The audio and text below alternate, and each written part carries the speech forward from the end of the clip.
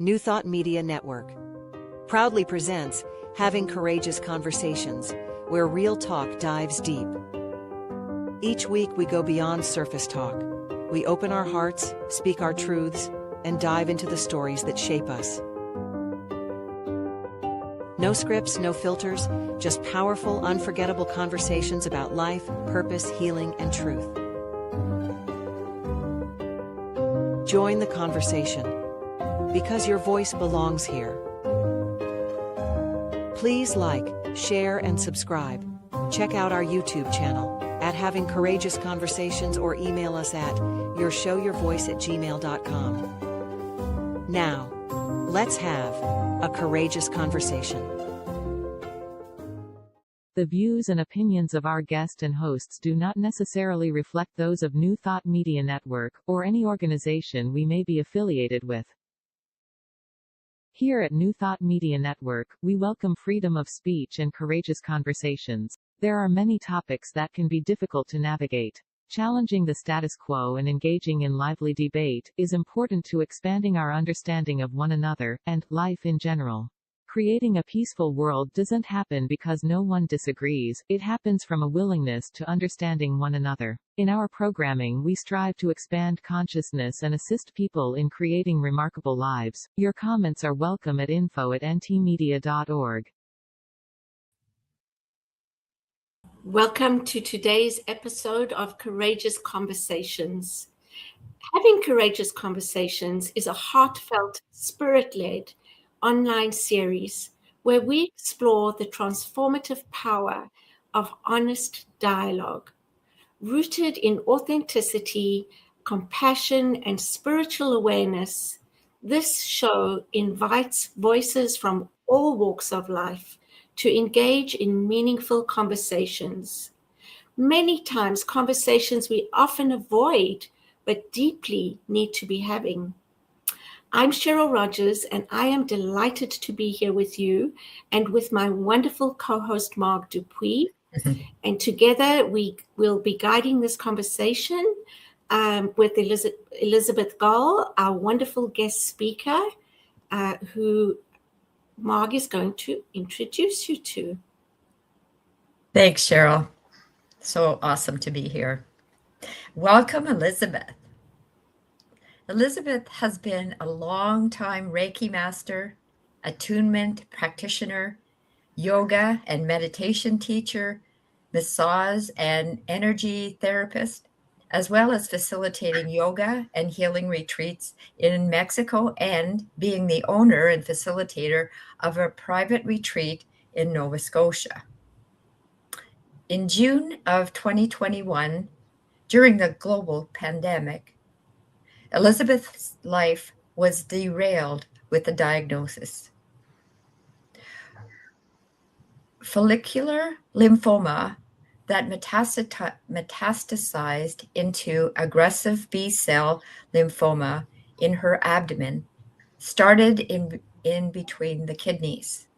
Now, after chemo and radiation, Elizabeth is cancer-free. Yay! However, the treatment left her with some new health obstacles. In the last 4 years, she has had over 17 surgeries to manage the damage that chemo did. This has given her the opportunity to learn how to embrace and thrive in uncertainty, meeting each moment with open arms and heart, as well as cultivating a deeper inner listening to the small voice within. Cheryl, you're Elizabeth. Thank you for joining us today, for agreeing to be vulnerable and share your personal experience with Cheryl and I and a vast amount of other people. Welcome. Thank you so much for this opportunity to share. And I really feel honored and excited and a few butterflies in the tummy. So this is all good, right? Absolutely. Where would you like me to start? Do you want me to Marg, Did you want to share your feelings? Did you want to share about how the diagnosis or the treatment or wherever? It's wherever you would like to start. Okay, well, what my experience has been over these last 4 years, when I was in treatment, it felt like I was really taken care of and held in the medical system. And for me, it seems now that I'm post-cancer and 4 years later, these past 2 years have been really challenging, 2 to 3 years. It feels like I'm on my own, because I had the support, like a lot of support in the hospital going through the treatment. And then the treatment, it's great, it left me cancer free, but it did some chemical damage to my bladder. And the interesting thing is there wasn't even any cancer there. So anyways, I've had to have these surgeries every 3 months over the last 4 years. And that's been for me really challenging because of all the anxiety going into surgery, not even so much the procedure, but the anesthesiologist, because every time it's a different one and they're using different drugs.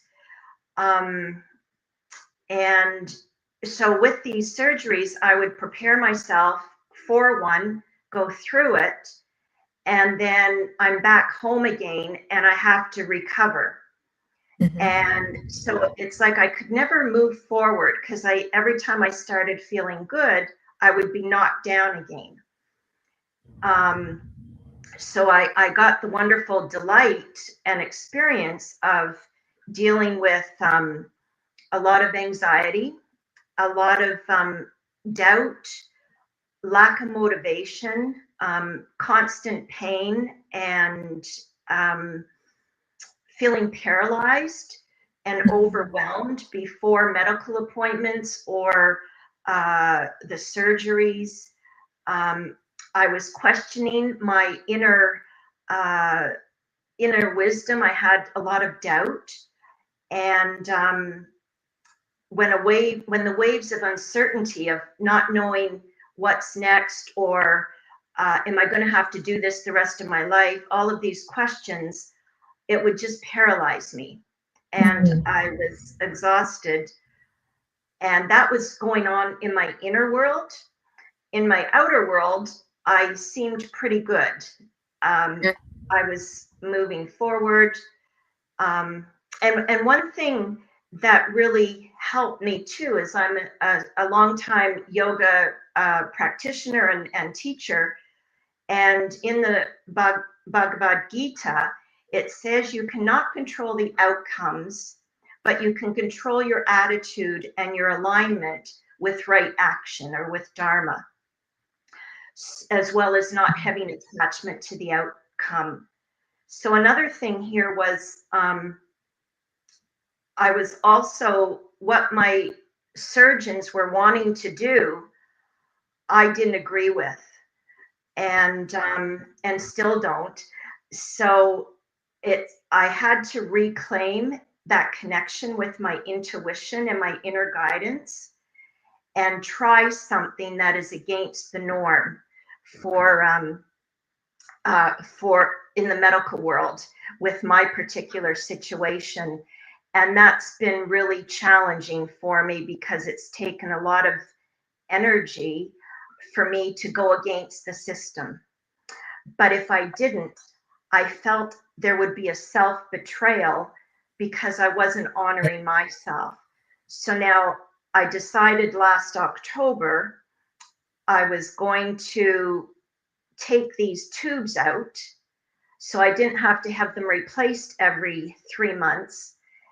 And I had a lot of fear with that because, of course, my kidneys maybe wouldn't work. I could go septic. So there was all of that.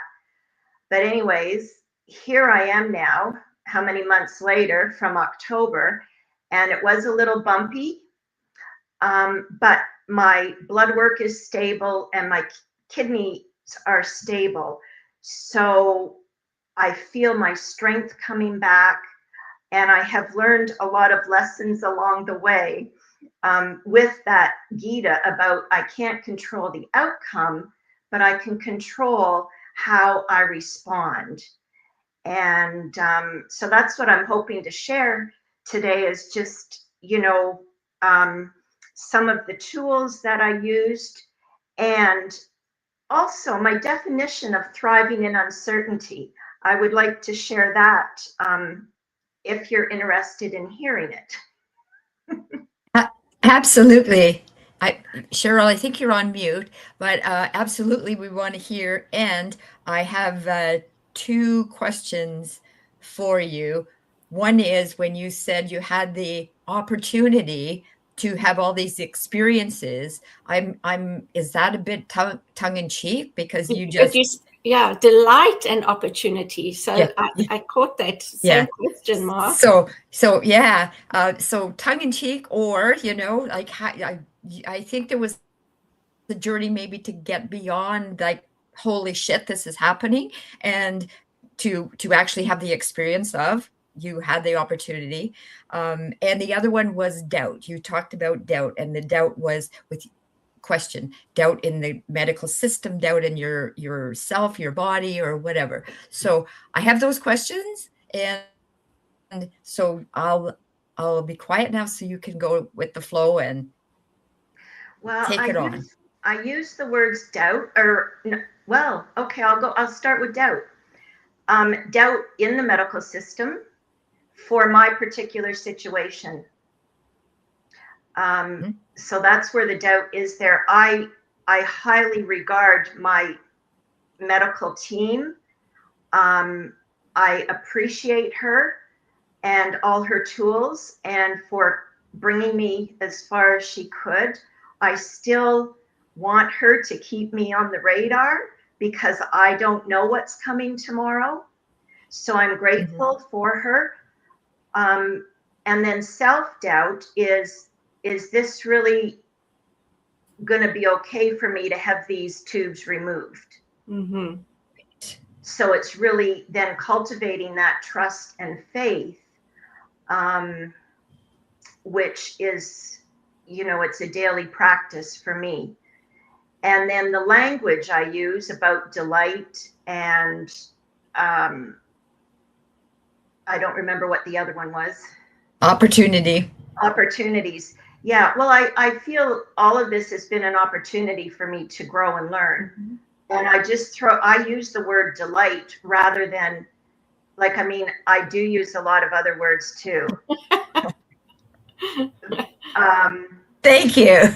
There's a time and a place, and my partner, Larry, he has seen me in, I'm just sick and tired of being sick and tired. But at the same time, I don't know what it is about me. I'm more of glass full than glass empty. So sure, I get angry. But really, a lot of times I'm just hurting myself because I don't want to feel the anger, because then my body is stressed. And not saying I don't feel the anger. I do feel the anger, but usually for me, underneath the anger is the fear. So if I can go to the fear and the grief, and then, the grief is under there. So usually through this journey is I would feel the grief, because for me, that was at the core, because I'm letting go of so many ways that I knew I used to be. Right. Yeah. And I think that you said something about, for you, underneath the anger is fear. And I think that's for everyone. Angry people are coming from a place of fear. So I just wanted to share that, just from the books that I've been reading and things like that. And I love your honesty about that. It's both and. How you appreciated the medical system, and then at a point, you followed your intuition, basically. And so I'm keen to hear what that alternative was. The alternative that the medical system wanted? That you wanted, what they wanted and what you did. Okay. For the last 4 years, I don't like to use the word fighting, but I've been very determined not to have my bladder removed. They've been wanting to remove my bladder and put tubes and bags on the outside. So I believe that my body could heal. I believe quantum medicine and yoga practices, meditation practices, energy work, therapy, all of that. And it took a lot of energy. I realized after 4 years how much energy it took for me to hold on to my body parts. Now, having said that, down the road, if it needs to be that, if my kidneys aren't functioning, then that may be an option. But right now, I'm having good quality of life. I feel strong and healthy. And not having those tubes, they call them stents, but I call them tubes, flopping around in there, and they were causing me a lot of pain every day. And other things, frequent, well, it was like having a urinary tract infection. So I don't have that now, you know. So I'm really pleased that I had the strength to trust myself. At the same time, like in the Gita, I don't have attachment to the outcome. I don't know where this is going. You know, down the road, my kidneys may need some extra support, but not today. Right. Right. Yeah, that's beautiful. And I think also, you know, that's one of the teachings in unity is to having faith, right? And we often discuss what does that mean. And you trusted your faith, because what faith means is not knowing what the next step is, but taking it anyway. Right? And Right. I have a cold, so just forgive me. I'm just going to jump in Thank here you. too. And Elizabeth, I really appreciate that you said it was both this and that. I see you as a teacher. I know you have certificates and degrees maybe in what you practice, but I mean a life teacher. You're coming to us with your experience, and you had these obstacles, you had these, I'm going to call them challenges. You faced them, you felt what you felt, and you were able to see a bigger picture. You were able to have a vision, and you shared both of those sides with us. And I really trust when a teacher speaks to me in that way, because it feels real, that being human, there are different emotions, right? So I thank you. And I wanted to share, because this is my belief, and it's not everyone's, but I believe, and this is, I don't really talk about, well, this is courageous conversations, right? So here goes. I believe that my soul, before I was in my physical form, made these decisions of how things are going to unfold.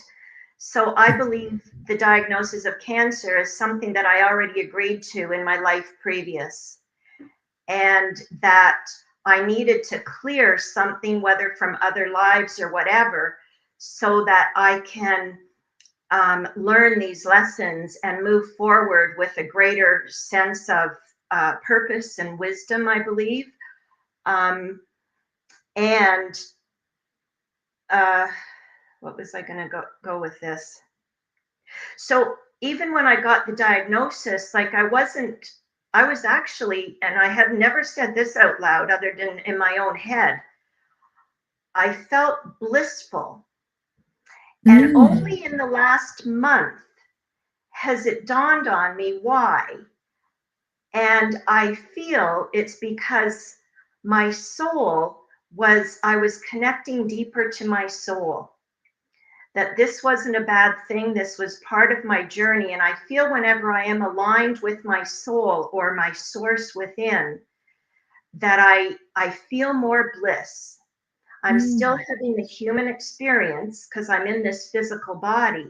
But when I'm really aligned and coming from my source, I feel more blissful. And it can be really a little muddy because in the Gita it says, just because something is pleasurable doesn't mean it's good for you. And just because it's good for you doesn't mean it's pleasurable.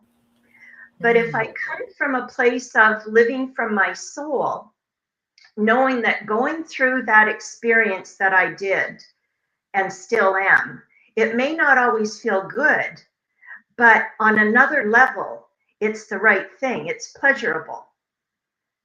I don't know if that makes any sense to you because there's layers here, right? I love that. I love that. And I agree with you. You know, I think, I mean, I come from a teaching where Myrtle Fillmore healed herself of tuberculosis. And I believe that maybe that's their journey, that's their path. But I don't think that illness or disease is something that is shameful or we need to heal, because I do believe that it's there for a purpose. And what you said about it's the response, it's about how we respond to things and how we internalize it and how we work through those emotions. I think it's all that is the spiritual experience. And so to view it as an opportunity and to share that, I think is wonderful. I think that's, very spiritual.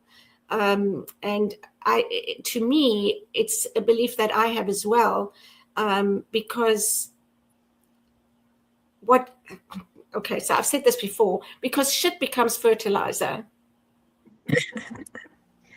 No mud, no lotus. Right? Exactly. Yeah, that's a better way of saying it.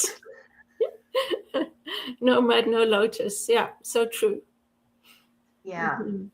So, like and the other thing too, once my body becomes healthier, all the things that have been ignored in my physical human body, now that it's stronger, they all have risen up. For example, the shoulder, my muscles, they're all torn. I can't lift my arm. My foot has a ruptured or dislocated permanent metatarsal joint. So it's like all these physical things are rising up now because I have more strength and energy to deal with them. But also, that's where I would say the F word, because come on, give me a break. I've just been through this and now there's more coming down the pike. So that brings me to, okay, what is my definition of thriving in uncertainty? And for me, like in the Gita, it says, okay, you can't control your outcome or your outcomes, but you can control your action. So start to take action.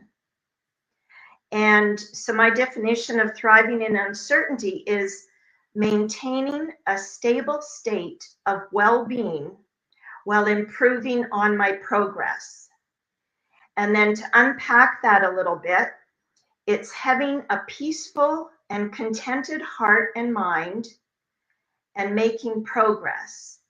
So making progress is the action.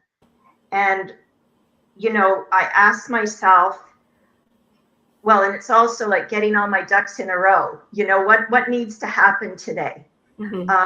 But before that, and also what are my goals and visions for myself now in this new body, this new time of life, and it's not just cancer. It's just we're always in a new stage of life or new situations. It's not just people dealing with an illness. There's so much uncertainty in the world in general and change. So that's basically my definition, is maintaining a stable state of well-being while improving on progress. and keeping them achievable, keeping the daily goals achievable, and anything else is a bonus. So, asking myself, well, what action can I take today? So because my body was just incredibly fatigued and lack of motivation, not just physically, but mentally, and it just sucked me dry of my motivation or enthusiasm or zest for life. So I learned to do my meditations laying down, listening to guided meditations, guided yoga nidras, which was really difficult for me because I've always been one to get out of bed early and go and do my practices. So I had to really surrender and accept a lot of these new ways of doing things and discover what the new way is. And I've also realized that surrender and acceptance, I think those two words can kind of go together. They don't mean that you're compliant, complacent, or passive. Basically, once one surrenders or accepts, it means you're open to possibilities, and I've let go of that inner struggle. So that's something that I've really been, working with is more about the surrendering and accepting and be open to possibilities. Like those three things go together. And then there's a way forward, to cultivate that inner stability in uncertainty.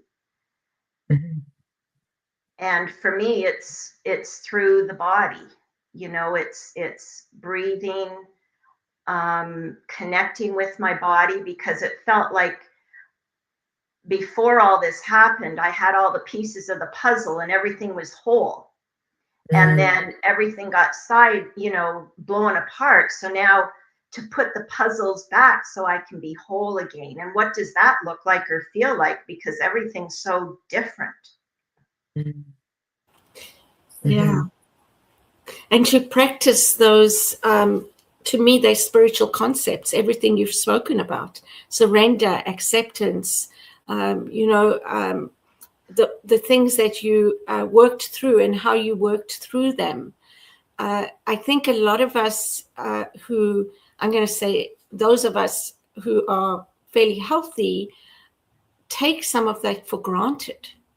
And we don't really understand what it means until we put in a position that this is the work we have to do.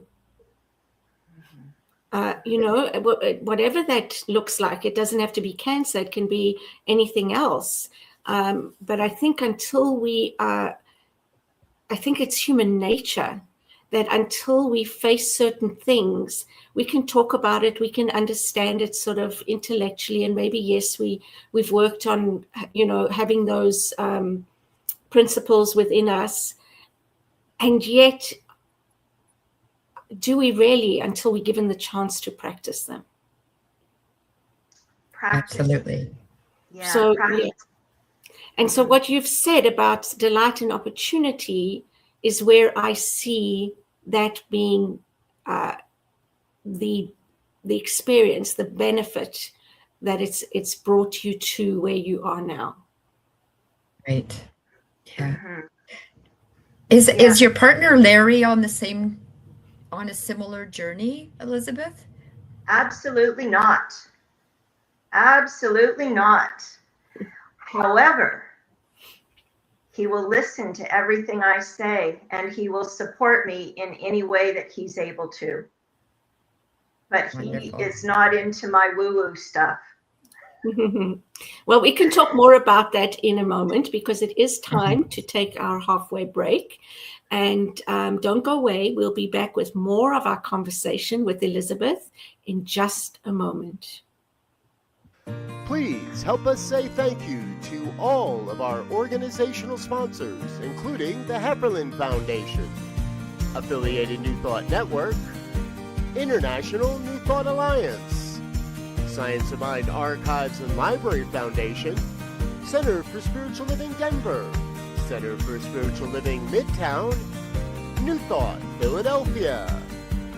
Center for Spiritual Living United Life, Sunshine Cathedral. Planned Happiness Institute, Summit Center for Spiritual Living, One Heart Retreats, Universal Joy Center, Unity Kitchener, Unity Spiritual Center, Ottawa, Home Center for Spiritual Living, Satya Center, Begin Within Ministries, Center for Spiritual Living, North Jersey, Unity of Savannah, and the Center for Spiritual Living, Seattle, as well as all of our individual donors. On behalf of New Thought Media Network, thank you, and please like, share, and subscribe. New Thought Media Network, come be you.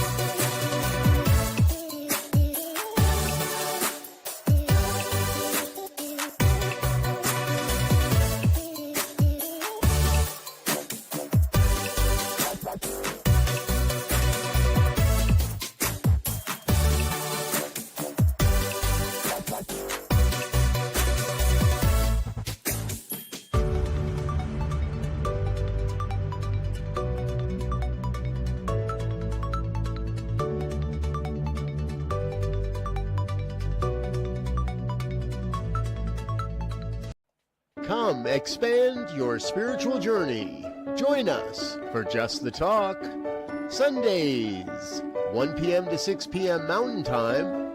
Experience Unity Kitchener and Ottawa. Center for Spiritual Living Midtown, Center for Spiritual Living Denver, Unity of Garden Park, New Thought Philadelphia, the Sunshine Cathedral, Unity of Savannah, and the Om Center for Spiritual Living. Come unleash your spiritual potential with New Thought Media Network. Well, welcome back. Thank you for staying with us. And we're excited to pick up with Elizabeth. Mark had asked a question about her partner, Larry, being on the same page. And Elizabeth, you just started sharing that you're absolutely not. So how do you navigate that with him? Okay, I'm going to rephrase that. I might have been a little too overzealous there. He is tuned into energy work. He goes for acupuncture, different things like that. He practices yoga, but only when I'm teaching, which is still good. And he has his own way of spirituality. So I'm very right brain and very expansive and maybe a little bit out there. And he is the Capricorn, very grounded, he's into the science. So really it makes for a good combination, even though it's frustrating sometimes because I'll say, well, this, but then he wants to see it from his smartwatch. For instance, he's wonderful. We went to a sound bath meditation, and even though we know for years the benefits of the nervous system and on the heart and everything, he really got it when he could look at his smartwatch on his wrist and say, oh my gosh, my heart is in the resting level. So it's an interesting journey. I wouldn't want to be with anyone else at this stage of life. We do have lots to talk about, and he helps to keep me grounded as well. Because I can be quite expansive, but I'm pretty grounded as well, though, too now. That's wonderful. Yeah, you complement each other is what I'm hearing, and I can relate to that. It's interesting because my husband says he doesn't have anything to do with this, but then he'll make comments, or I'll ask him to listen to something I've written, and he'll give me feedback. And he says, and we know all that. I'm like, oh, okay. So yeah, it's very interesting. But generally, he just goes on with his life, and I do mine when it comes to this kind of thing, the spiritual side of things. Yeah. I think what I do appreciate is that he is open to having conversation. And he has the courage to show up also for conversations that may be quite challenging. That's great. So yeah. I appreciate that. Yeah. Yeah. It makes a huge difference. Yeah. I think that's why these conversations, these real conversations, are important to share, because it's not like, okay, you don't have a mini Elizabeth for a partner. We don't go around with these mini me's, and life is fantastic because we all agree on the same thing. And I think having these conversations is important as spiritual teachers. And students. Absolutely. Yeah, we all teach and we're all students. So yeah, I think life would be very boring if we all agreed with each other. It might sound nice, but maybe for a day or two. Now, I know my partner, he would say he agrees to everything because I always get my way, but I beg to differ. Yeah. So, yeah, where do you want to go next, Elizabeth? Well, I just wanted to say a few of the things that I do, that help me with thriving in uncertainty or navigating it better. And that is, I start my day with an intention. After I do some bodyful meditations, laying in bed now, and then I like to just ask myself, what's possible for me today? And really opening up to possibilities. And sometimes it's possible for me to experience a walk. It's very simple. It's not rocket science here. It's very simple, but it helps create a foundation, I found, or asking myself, it's really about a lot of self-reflection and being curious, like asking myself, okay, what small action can I do today that will support my well-being? And then whatever comes up for that, I like to create the inner stability. So I do that, one, through meditation, but also asking myself, okay, there's so much uncertainty. What am I certain about? Wow. Because if I can connect with what I'm certain about in this moment, like I'm certain, okay, I'm in this body. I'm certain I'm going to go brush my teeth. I'm certain I'm going to go have a shower, like very simple, because that's sometimes I can only deal with bite-sized pieces. I'm certain that I'm going to eat something healthy today. So what am I certain of? And that kind of has helped me, that's helped me navigate through feeling so lost and like, what now? Because everything is so different. And also really being present, like with the inquiry again of what am I feeling? What is true for me now? And I had to really work at this the other day. Last week, I was having a really difficult day, and nothing was working. All of my tools, nothing was working. So I just had to sit, or maybe I walked and just asked, okay, what am I feeling? Like I didn't even know how to eat that day. These are the things the waves that come up and paralyze me. So, and partly because my mind is saying, well, you got to eat breakfast. It's breakfast time. Yeah, but I'm not hungry. So for me, it was really cultivating. Okay, Elizabeth, what are you feeling like now? Well, I just want celery juice. not everybody's cup of tea, but it's something I do for my well-being. And that's all I wanted. I didn't want to eat any breakfast. It's delicious, actually. And it's beautiful and green, and then I didn't eat my breakfast until like after lunch. But that's just a way that I'm learning, like, what's true for me now. Just because everybody says, oh, I better eat breakfast now, but I wasn't wanting breakfast. So it's these simple things of what is true for me now. And I think that's, I think we can all use that just to be more in touch with what we're feeling. Like, how often have I said something that I'm not really feeling at all, just out of a knee-jerk reaction? So the more that I can take time to feel what's true for me in this moment, then it gives me the opportunity to just allow those grooves in my brain to get a little deeper with being in tune with my body, myself, my heart, my soul. Yeah. I think that we should be like that from the day we are born. But we get so conditioned, right, by society and the expectations and our family. And it's no fault of them, because they were conditioned and their parents were conditioned. And,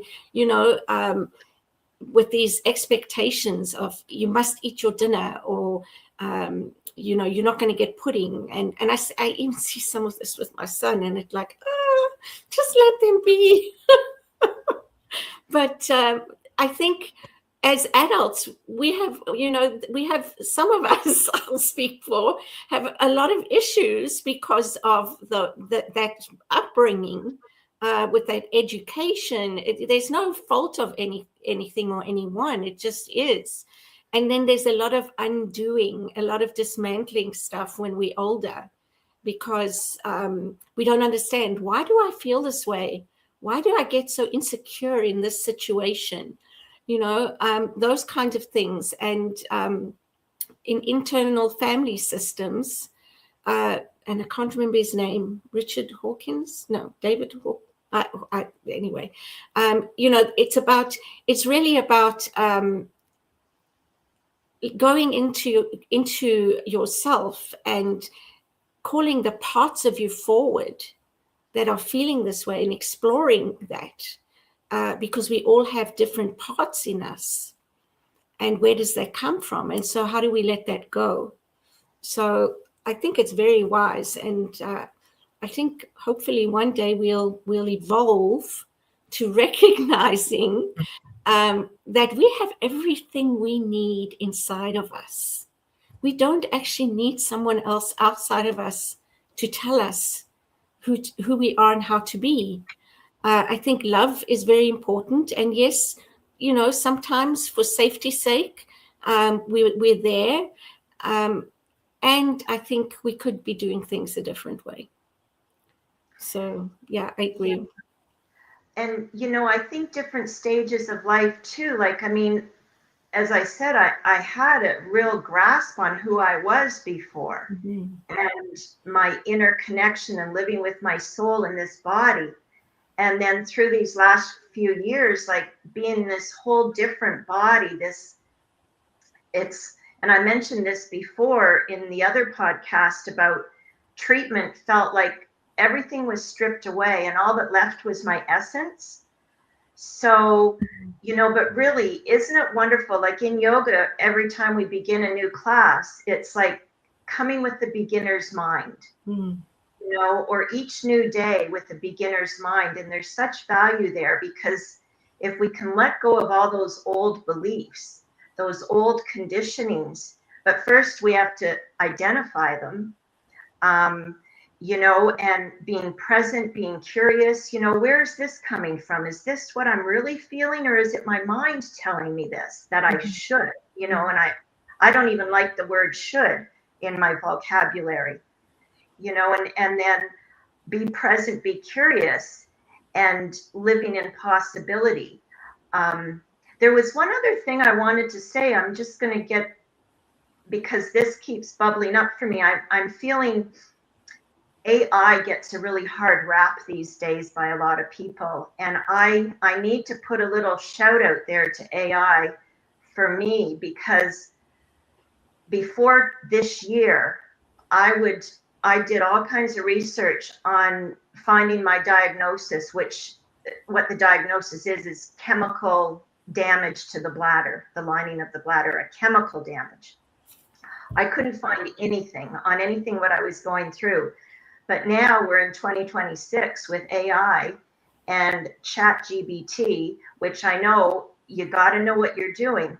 But for me, it has helped me in educating myself to ask educated questions to my surgeon, to my doctor, to my, other like I put in my situation and what is a good question to ask for my situation. And it's been giving me really good advice. Mm-hmm. I just want to put that out there, Mm-hmm. because I know I've said it to a few people in my circles, and they were surprised because they've only heard or had bad experiences. I think you have to really be a free thinker and have a good bullshit barometer to know what's right and wrong for you. Like I check in with myself, and does this resonate with me, this question? And the questions I found have been really helpful for me to get clear before I have my appointment with my urologist or my doctors. So I just wanted to say, I don't know if any of you have had any experience like that. Well, I do use ChatGPT. I've just started, I haven't really delved into Copilot. But yeah, and sometimes ChatGPT will say something and I'll challenge it and it says, oh, you're right. Thank you for bringing that to my attention. But, or I'll say, you said this, or you didn't give me what I asked for, whatever the case may be. But I do see the value in it. I really do. And I think that it's not going away. So, we need to get used to it. I do think that just like anything in life, there's a dark side and a light side. And it's the same with that. It's the same with the internet. It's the same with all these other technology things that have come into our lives. So to be able to use it and to use it wisely and to use it with right intent, I think is what's important. Yeah. And keeping the human aspect of it too, so that it's not a prescribed or whatever that's coming out of one's mouth, right? But I think it certainly has value giving knowledge, that's for sure. It is 10 minutes before the end. No, is it 10 minutes before the end of the show? And Elizabeth, I want to have an experience that you suggested that you might share with us today. And so if you're still up for it and the timing is right, please feel free to share. Okay, well, I thought I would just give a little grounding practice that we could do, and it'll be brief. And I just invite you to, it will be similar to a meditation where we go inward and feel our bodies and our breath. And it's just a little breathing exercise within our body. So I invite you, and if you wish, you can take off your eyeglasses and close your eyes. If it feels comfortable for you to close your eyes and just feel yourself sit here in your room. Feel the support beneath you. Feel your feet on the ground. And then taking a deep breath in through the nose if you're able to. And just let it out. Let go. And on your next inhalation, allow that to draw you into this moment. And as we close our outer eyes, we open our inner eye. And just imagine as if you're breathing in through your heart space. Inhale in through the middle of your chest. And as you exhale, exhale down, down through your legs, ankles, and feet. Next, inhalation in through the heart center. Exhale down through the legs and feet. And just continue to do this in your own rhythm. Inhaling through the heart, feeling an openness, expansiveness. Exhaling down through the legs, ankles, feet. And with each exhalation, connecting with the groundedness, the stability beneath you. Each inhalation, opening, expanding your heart space. Exhaling down, connecting with that stability, connecting to earth.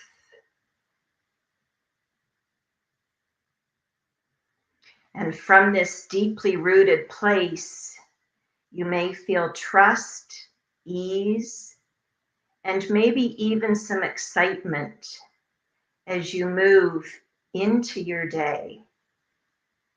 As you inhale, feeling your heart open and expansive. Exhaling down, feeling grounded, rooted.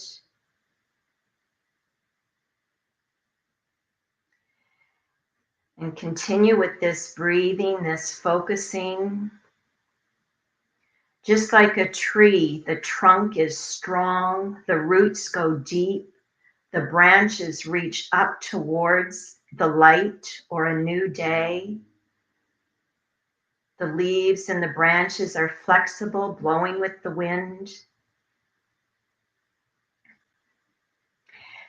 And just knowing that any uncertainty you may feel is actually the day gifting you infinite possibilities. Mm. What is possible for me today? What is possible for me today?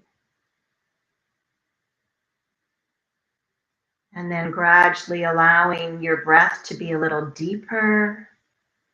Allow your awareness to rise up to the surface.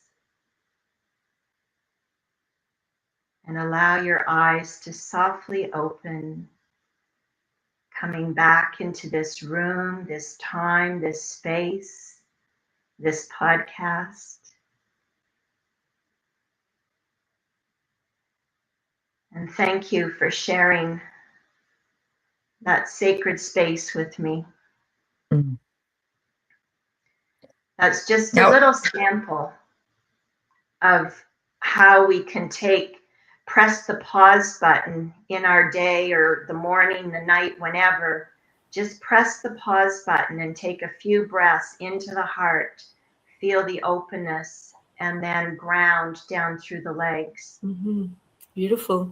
I actually felt my feet grounded, like they felt more, I don't know, heavier, like they were really on the ground. Mm. Yeah, that was great. Thank you. And how long do you do that for normally? It depends. It depends on my energy level and my schedule in the day. But if ideally, I would like to do it, a meditation with grounding and working with healing my body, probably 30 minutes Mm-hmm. minimum, 40 minutes. It all depends. Mm-hmm. It depends on how I'm feeling. But for anyone who says they don't have time, I invite them to just take time. For me, it's giving myself permission and valuing myself. I feel with this, we're coming into we're in the year of the fire horse. So I think things are going to be galloping really fast. I feel this year it's really important that we're grounded and that we're connected to our inner wisdom more than ever, just so we can navigate through the different adventures that may be coming our way. Mm-hmm. Yeah, I agree. I've been listening to some of that stuff as well. And apparently March, July, and November are key months this year. And it's going to go quickly. And it's not going to be easy. And, that's part of going through change.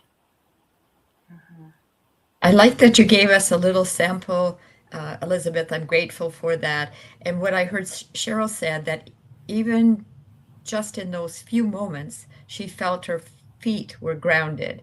And so you talked about time. If somebody is saying or feeling they don't have time, there's an impact on just a few minutes. So I hope people will allow themselves that few moments of time. Yeah. And I just, go ahead. Sorry, Elizabeth, for someone who often says to myself, I don't have time, or whatever the case may be, I know that I can make the time. It's just an excuse. So I think that's probably for everyone. We can all make at least half an hour for ourselves. I mean, what's more important than that? If we're not working on ourselves, how can we be there for others? Well, and I feel the world really needs people that are rested, people that are calm, people that have a deeper connection to the earth, through grounding. I see so many people, and I catch myself sometimes, my shoulders get rounded and I can feel kind of constricted, whether it's a wave of fear or whatever, maybe someone said something or whatever. But if I can just breathe in and feel that expansiveness through my heart center, this is where we give and receive love and peace. And it's amazing if you study, Heart Math Institute, just the electric magnetic field that comes from our heart, but yet at the same time, stay grounded in our body, down through our legs, our feet, feel the earth. Going walking in the woods and see what the trees, what their message is. This is something that I do. Yeah, it's beautiful. Yeah, trees, they're so amazing.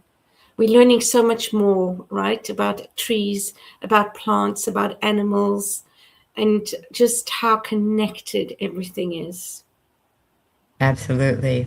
We watched a video yesterday on animals and the humor that they brought to us, and connection. And I see that we have less than 3 minutes left to the show. Elizabeth, what would you like to leave our viewers with?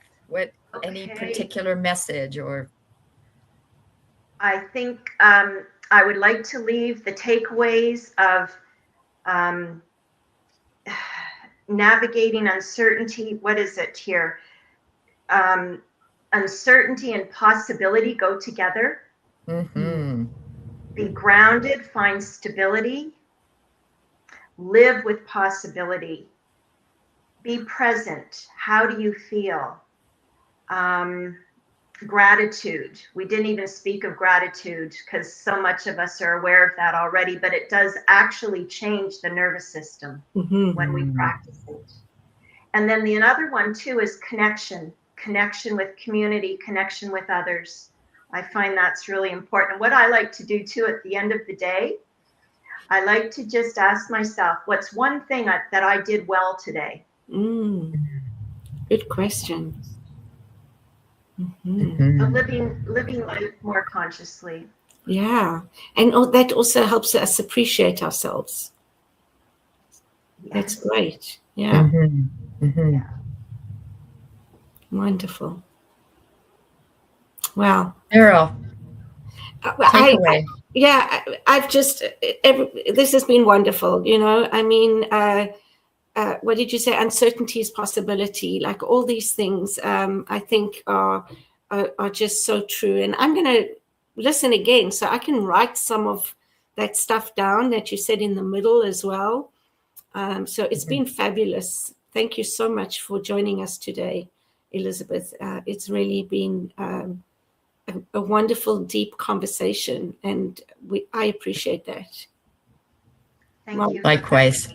Thank you for having me as a guest. It's been fun and informative and fun to chat and have these conversations. Wonderful. Deja's going to take us out of the studio and just stay with us because we can be behind the scenes. Okay. Thank you, everyone. See you next See you week. next